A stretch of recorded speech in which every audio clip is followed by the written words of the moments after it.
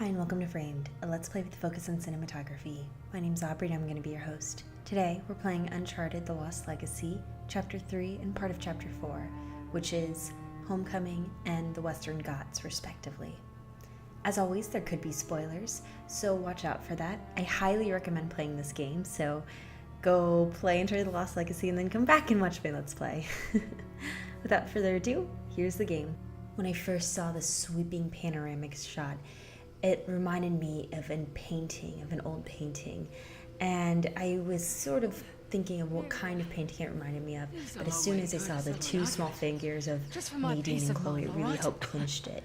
It really brought to mind to me a painting of the Weltlandschaft. And here's really what clinches it, this view, this image. Weltlandschaft is just German for world landscape.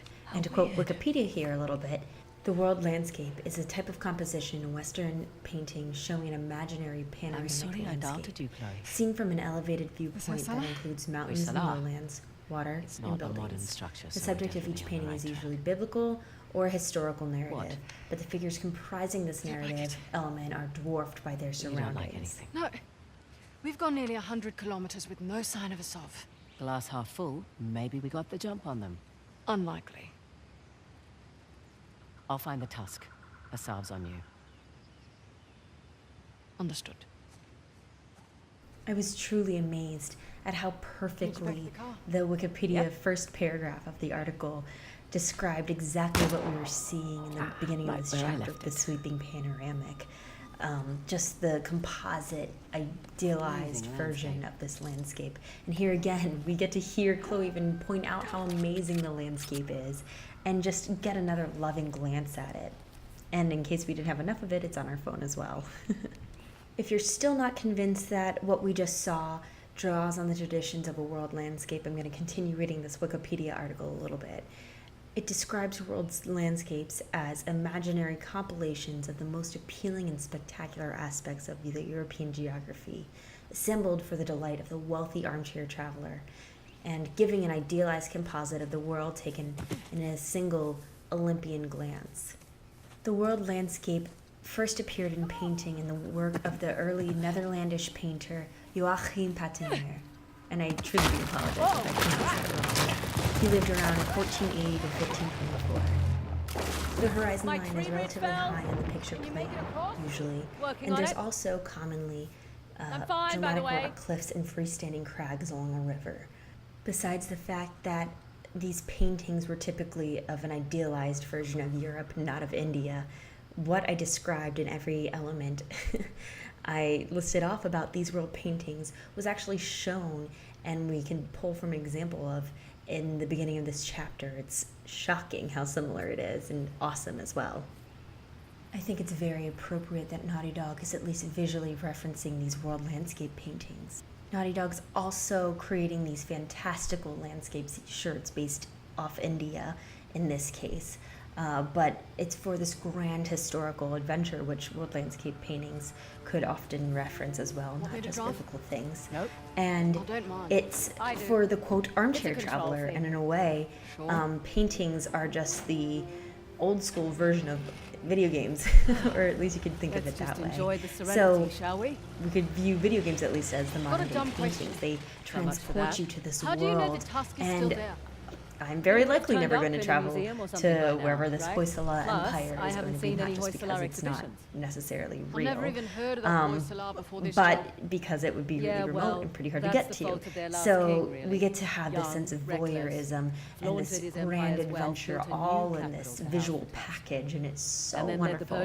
And that's basically what these world landscape paintings were trying to do. They had very small figures oftentimes to just really emphasize how grand the scape of this world is, and really kind of immerse the viewer in it.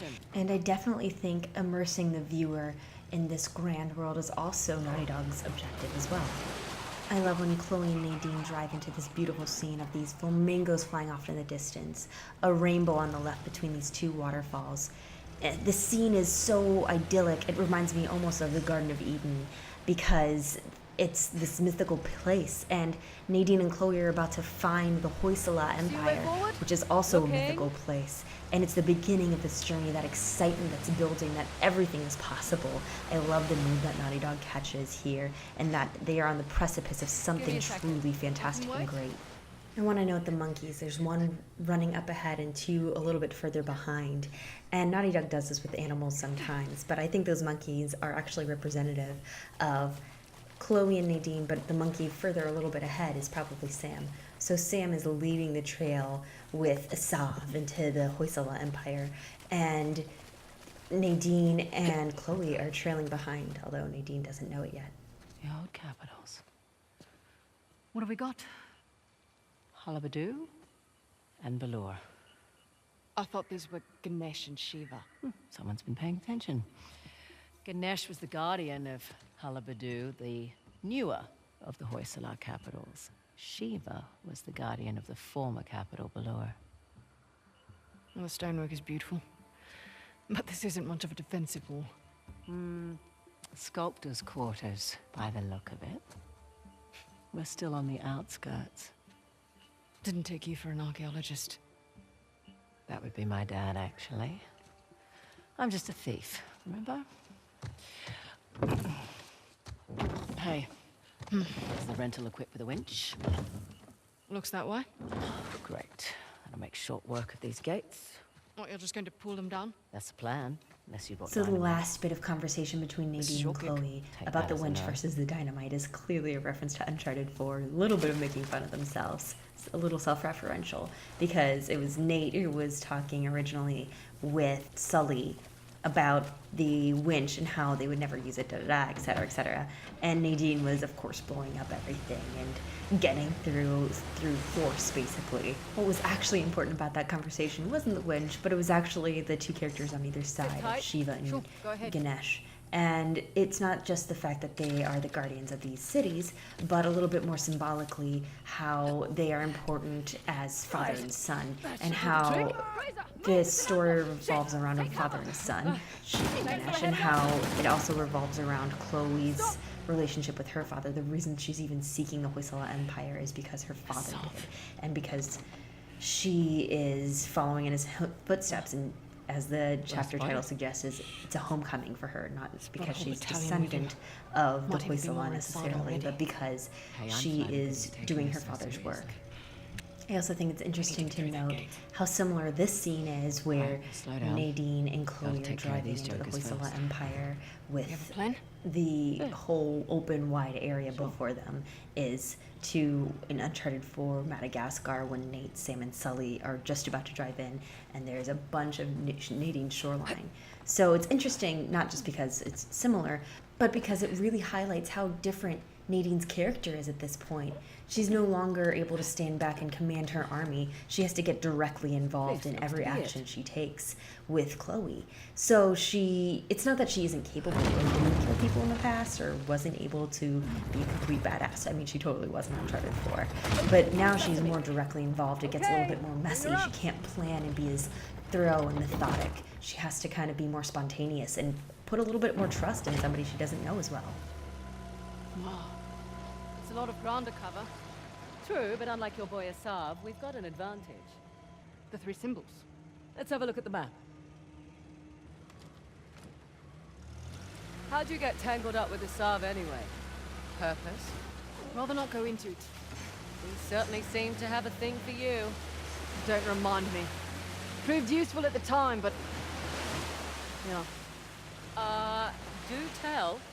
Rather not. Maybe over drinks? Not enough alcohol in the world. Right, you're the military expert. What's Asav's strategy here?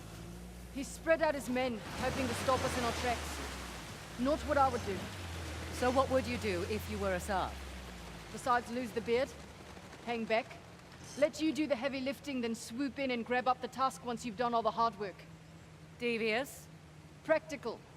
Mitigates a lot of risks. Lucky you're on my team. Yeah, you are.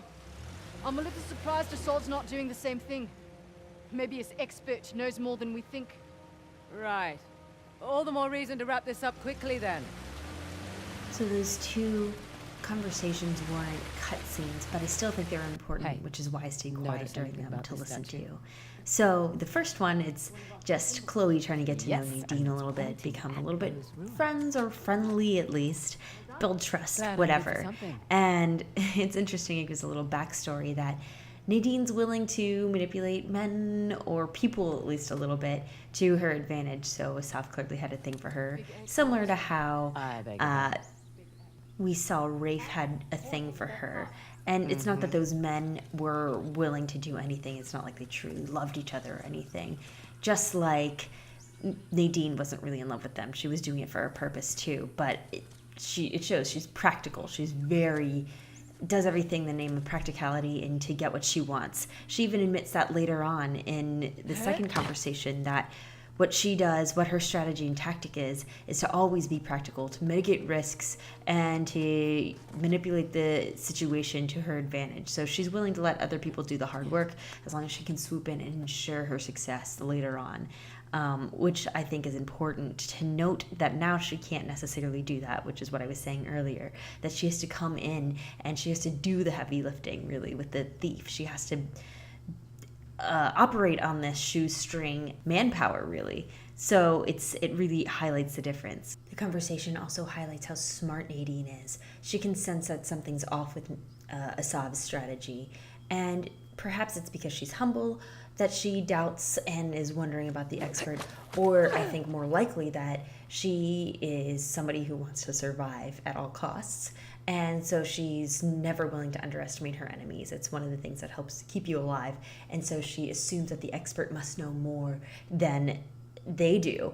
And of course Chloe gets clearly uncomfortable because if you played the game, you know that Sam's the expert and he's leading Asav on a wild goose chase. I want you to notice the elephant in the architecture, and that's our tip-off that this is Ganesh's area.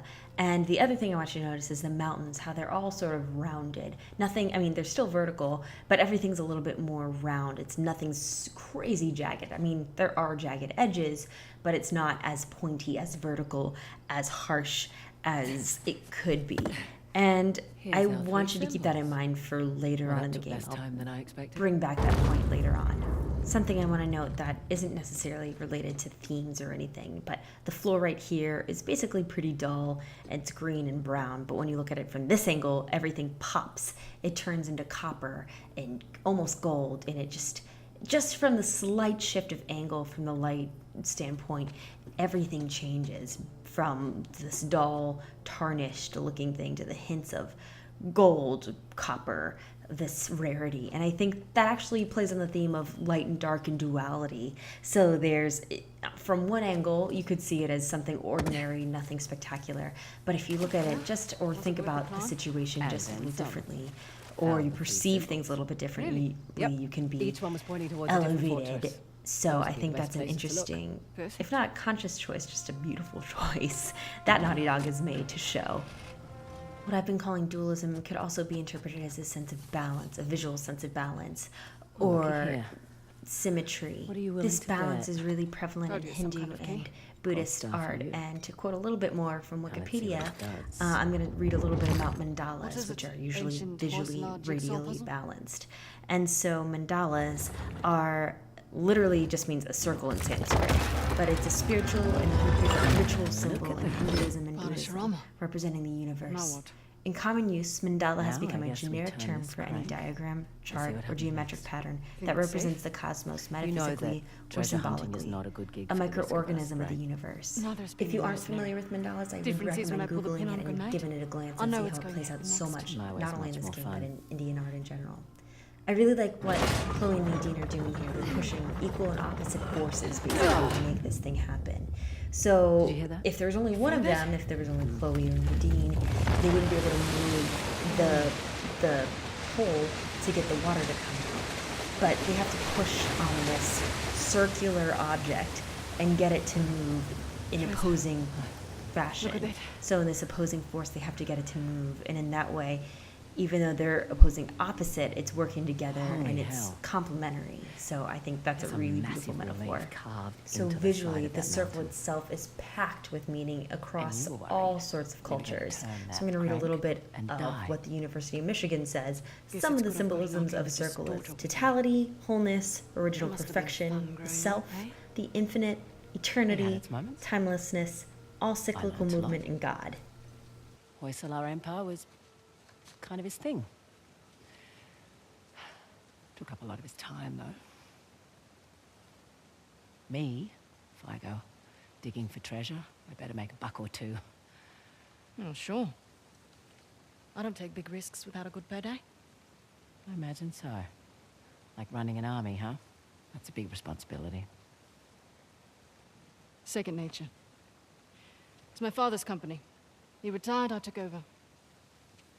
Family business. It's officially revealed here that both these women are on the paths, or were on their career paths, because of their Well, you fathers. should know. And Heard you and those Drake brothers. I'm not a were close. huge fan of that, to be honest. It's a little bit tropey of like daddy issues or whatever, or the neglectful parent, but it's not the worst thing in the world either. I think in large part Naughty Dog did this not just because to make it where to a next? trope of like, oh, these There's the fort women above the need to have more of a waterfalls with the backstory, trident.